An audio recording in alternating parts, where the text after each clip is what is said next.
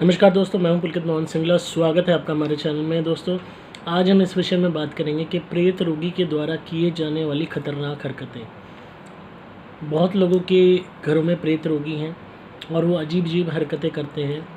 ऐसी हरकतें करते हैं जो एबनॉर्मेलिटीज़ के भी परे हैं। कोई भी देखेगा या तो पागल समझेगा या फिर वाकई में जो नहीं मानता होगा ना, वो भी मानने लगेगा कि हाँ, ये बियॉन्ड मैडनेस है और कहीं ना कहीं कोई सुपर नेचुरल थिंग है जो इन्वॉल्व है, जिस वजह से सामने वाला इंसान इस तरीके की या इस हद की हरकतें कर रहा है। ख़तरनाक हरकतें क्या क्या प्रेत रोगी करते हैं आज मैं बताऊंगा आपको। ये एक्सट्रीम केसेस में होते हैं। ऐसे केसेस होते हैं जहाँ पे डिमोनिक एनर्जी इन्वॉल्व होती है या कई स्पिरिट्स इन्वॉल्व होती हैं एंड वो इतनी वायलेंट होती हैं, इतनी एक्टिव होती हैं, इतनी रिबेलियस होती हैं कि उनको एक मिनट भी वो बॉडी में रह के चैन से नहीं बैठने देती प्रेत रोगी को, और हर वक्त उपद्रव करती हैं, बेइंतहा नुकसान पहुंचाने की कोशिश करती हैं प्रेत रोगी को और घर को जिसमें वो रह रहा है और परिवारजनों को। अलग अलग लोगों की प्रतिक्रियाएं देखने को मिलती हैं। अलग अलग लोग अपनी चीज़ें बताते हैं जो उन्होंने फेस किया है। कुछ केसेस में प्रेत रोगी नेल्स खाता है, यानी कि जो कीले हैं उन्हें खाने की कोशिश करता है या खा जाता है या स्वेलो करता है। ये सबसे ज़्यादा खतरनाक एक्ट होता है। इसमें जो अंदर स्पिरिट इन्वॉल्व होती है, कोई या तो जिन होता है या डिमोनिक एनर्जी होती है। नेल्स खाना, कीलों को स्वेलो करना, क्यों वो कर रहा है ऐसा, किसी का सवाल था ये, तो उनका सवाल भी कवर हो जाएगा इस वीडियो में और मैं बाकी लक्षण भी बता दूंगा जो खतरनाक एक्ट्स वो करते हैं। ऑब्वियस सी बात है, जो भी कोई भी नॉर्मल इंसान कीलों को नहीं निगलेगा अपने शरीर में। कोई निगल रहा है, वो पोजेस्ड है, और तो उसके अंदर इस हद तक वायलेंस है, इस हद तक वो एनर्जी गंदी है, नेगेटिव है, कि वो बुरे से बुरा, वैशी से वैशी, ब्रूटल से ब्रूटल एक्ट उस शरीर के द्वारा करवाएगी, उस शरीर को क्षति पहुंचाने के लिए। जाहिर सी बात है, कीलें अगर शरीर में जाएंगी तो या तो पेट को काट देंगी या फिर इंटेस्टाइन काट देंगी या जो फूड पाइप है वो काट देंगी। डेथ कॉज आसानी से हो जाएगी, ब्रूटल इंजरीज बॉडी में हो जाएंगी और फैटल सिचुएशन हो जाएगी। तो मेन मकसद क्या यहाँ पे देखने को मिला डिमोनिक एनर्जी का, कि बुरी तरीके से घायल करना रोगी को, उसको क्षति पहुँचाना, उसको दर्द पहुँचाना, उसको ऐसी अवस्था में पहुंचा देना कि उसकी आत्मा तड़पे उस शरीर में रहते हुए। कुछ केसेस में हो सकता है डेथ कॉज ना हो, कोई भी बंदा सर्जरी के थ्रू उनको निकलवाएगा या कोई भी वो करेगा तो पेन, एक्सट्रीम ट्रॉमा बॉडी को होगा, जिसका मेन इफ़ेक्ट उसकी मेन सोल को जाएगा जो उस बॉडी की मालिक है। ये इस तरीके का एक्ट करवा के साइड हो जाती हैं ताकि जब दर्द सहने की बारी आए, परेशानी सहने की बारी आए तो प्रेत रोगी को आए, इनको नहीं। इनका एक ही मोटिव होता है, घर वालों को परेशान करना, व्याकुल कर देना। ऑब्वियस सी बात है, ऐसा दृश्य देख के हर कोई चौंक जाएगा, घर वाले रोने लगेंगे, परेशान हो जाएंगे, लेके भागेंगे उसको, और वो स्वेलो करेगा, हंसेगा, ताली बजाएगा, खुश होएगा, एंड एकदम से जब सिचुएशन बिगड़ने लगेगी, बंदे की हालत बिगड़ने लगेगी, तो वो साइड हो जाएगा जो स्पिरिट है, और बंदा फिर आपके हवाले है। उसको ठीक कराते रहो, उसको देखते रहो, उसके शरीर को करने के लिए कि कैसे भी उसको ठीक वो बाहर निकलवाने के लिए उन नेल्स को। उसके अलावा क्या करते हैं, सर पटक पटक के मारते हैं दीवारों में, इस कदर मारते हैं कि टोले पड़ जाएं, खून निकलने लगे। Again same purpose, death cause करना, फैटल इंजरी करना, हादसा करना। एंड जो भी जितने भी केसेस हैं जहाँ पे प्रेत रोगी ओवर वायलेंट होता है एंड खुद को नुकसान पहुँचाता है। एक केस मैंने किया था जहाँ पे उस लेडी ने अपने हाथ पे 8 दफ़ा काटा चाकू से, और इतना डीप वॉन्ड्स उसने करे। एक नॉर्मल इंसान अगर हल्का सा भी अपनी नस काटता तो ऑब्वियस सी बात है वही उसके लिए एक बहुत बड़ी फैटल चीज़ होती है। इंसान कोई ब्लेड भी लेके काटने लगेगा तो उसके हाथ काँपेंगे।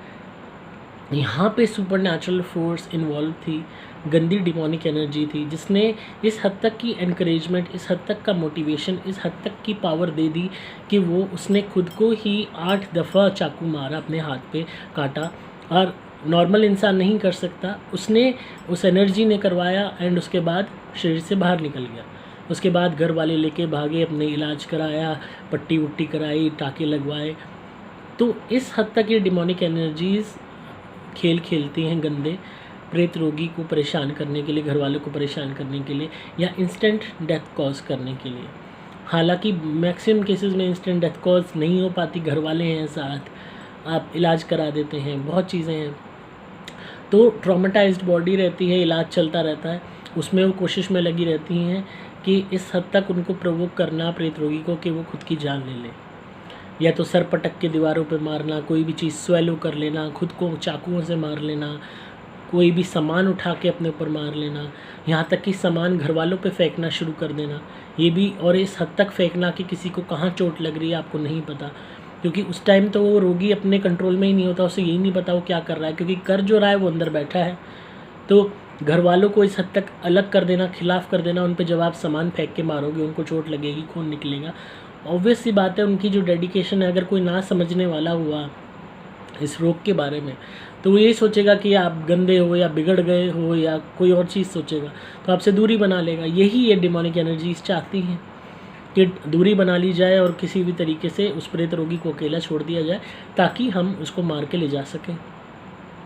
इसके अलावा कोई भी इस तरीके की एबनॉर्मल हरकतें कि डराना, एक यूँ कह लीजिए एक फ़ियर पैदा करना घर वालों के मन में कि मैं छत से कूद रहा हूँ, या तुम ये कर दो नहीं तो मैं छत से कूद जाऊँगा, ये कर दो नहीं तो चाकू लेके आ गए किसी भी घर वाले पे रख दिया, ये काम मेरा कर दो नहीं तो मैं इसका गला काट दूंगा, ये कर दो नहीं तो मैं ये कर दूंगा, ये कर दो नहीं तो मैं इसमें मशीन में हाथ दे दूंगा।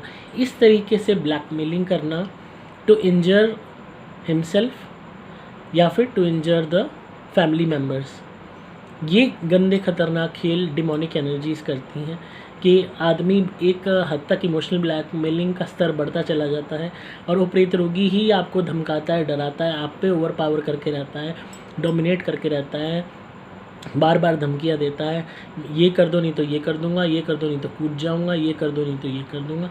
और घर वाले इस हद तक डरे हुए होते हैं कि उन्हें कोई विकल्प सामने नज़र नहीं आता, वो यही करते हैं जो वो कह रहा है। यहाँ तक कि वो कहता है ये चीज़ वहाँ पे रख के आओ, अपने निमित्त रखवा रहा है तो रख के भी आते हैं क्योंकि उनको वो मजबूर हैं। कभी कभी झूठे लालच देता है, ठीक है ये कर दो मैं निकल जाऊँगा, पर वो निकलता नहीं है। ये उसका एक्ट होता है अपने आप को और पावरफुल बनाने का, क्योंकि जहाँ भी आप रख के आओगे उसके निमित्त वहाँ पे जो एनर्जीज़ होती हैं आपके साथ आ जाती हैं इसके मदद करने के लिए। और ये इसीलिए उनके निमित्त कोई भी चीज़ वहाँ पे रखवाता है किसी पर्टिकुलर जगह पे कि बाहर जाके उस पेड़ के नीचे रखी आओ या वहाँ जाके ये चीज़ रखी आओ खाने की मेरे लिए, मैं खुश हो जाऊँगा। तो वो खुश नहीं होता बल्कि और स्पिरिट्स को इनवाइट कर लेता है उसके थ्रू।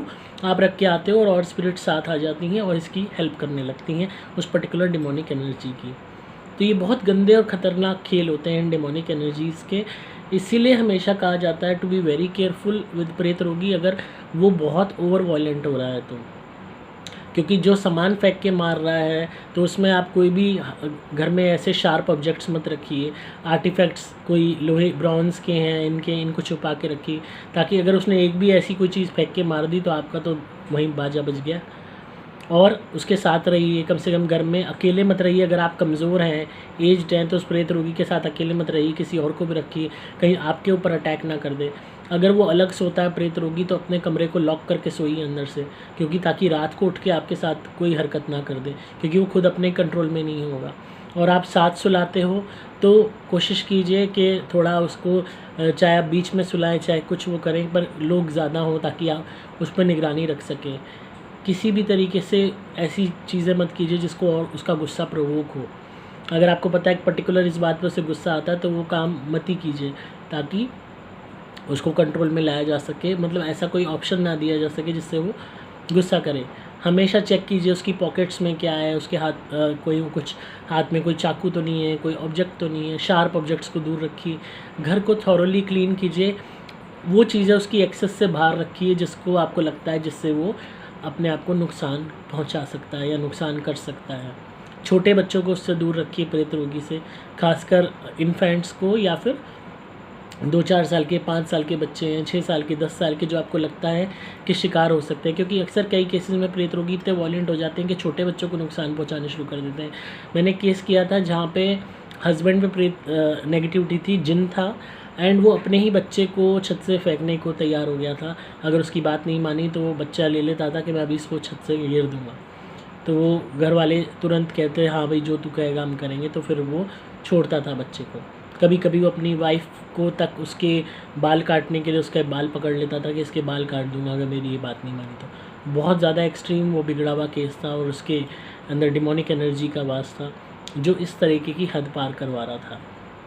तो प्रेत रोगी की जो लिमिट्स होती हैं यू कैनॉट नो कितनी ज़्यादा वो बढ़ सकती हैं, क्योंकि उस टाइम जो आपसे डील कर रहा है वो एक डीमन है या कोई गंदी एनर्जी है, वो आपसे कोई अफेक्शन नहीं रखती। ऑब्वियस सी बात है, सामने आपको अपना बंदा दिखाई दे रहा है पर अंदर जो आत्मा है वो किसी और की है। आपके बच्चे की आत्मा सप्रेस हुई भी होती है और उस पर्टिकुलर डिमोनिक एनर्जी की आत्मा डोमिनेट कर रही होती है और एक्टिवली डोमिनेट कर रही होती है। इसीलिए उसके आगे तो आप अनजान ही हो, तो आपके वो नुकसान पहुंचाएगी। वो चाहे पिता हो, चाहे माता हो, चाहे बीवी हो, चाहे भाई हो, चाहे पति हो, वो ये नहीं देखेगी, चाहे बच्चे हों। तो you need to be very very careful. जब वो बहुत वॉयलेंट हो जाता है, अटैकिंग मोड में आ जाता है, तो ये मत सोचिए कि आप प्यार से पुचकारेंगे या वो करेंगे कि कोई नहीं हमारा बच्चा है तो वो कंट्रोल में आ जाएगा या आप पे तरस खा लेगा। ऐसा नहीं होगा। आपको बहुत केयरफुली, बहुत चालाकी से ऐसे रोगियों को कंट्रोल में लाना होता है। उसके अलावा अगर इस तरीके का अटैकिंग वॉयलेंट प्रेत रोगी है तो इस चीज़ को मजाक में मत लीजिए, इस चीज़ को कैजुअली मत लीजिए। आप जल्द से जल्द उसके ट्रीटमेंट की सोचिए ताकि वो कंट्रोल में आए। मैंने एक चीज़ और देखी है, ये चालाक कितने होते हैं कि ये ट्रीटमेंट भी नहीं करवाना चाहते। इन्हें ये तक पता होता है कि हमें अगर कुछ पहनाया गया या हमें कुछ किया गया, कहीं लेके गए तो हमारा इलाज हो जाएगा या हमें निकाल दिया जाएगा बॉडी में से। तो इनको कहीं पे लेके भी जाना होता है तो झूठ बोल के ले जाना पड़ता है। तो आप इससे बेटर है घर पे रहिए, उसको घर पे रखिए। आप मेरी धुनी मंगवाइए सुपर स्पेशल एक्स्ट्रा, पर इस डिमोनिक केस में प्लैटिनम धुनी ही मंगाइए, उसे घर में जलाइए। जब ये सो रहा हो आपका प्रेत रोगी, चाहे वो मेल है चाहे फीमेल, तो उसके क्रिया वाले नारियल से उतारे कीजिए, जो मैं भेजूँगा नारियल, और उस नारियल को जलाइए। उस शक्ति की शक्ति कम होने लगेगी, उस डिमोनिक एनर्जी की पावर घटने लगेगी, वो परेशान होने लगेगी, इवेंचुअली शरीर छोड़ने लगेगी। आप मेरा अभिमंत्रित कवच या लॉकेट उससे पहनाइए, नहीं पहनता तो उसके तकिए में रख दीजिए।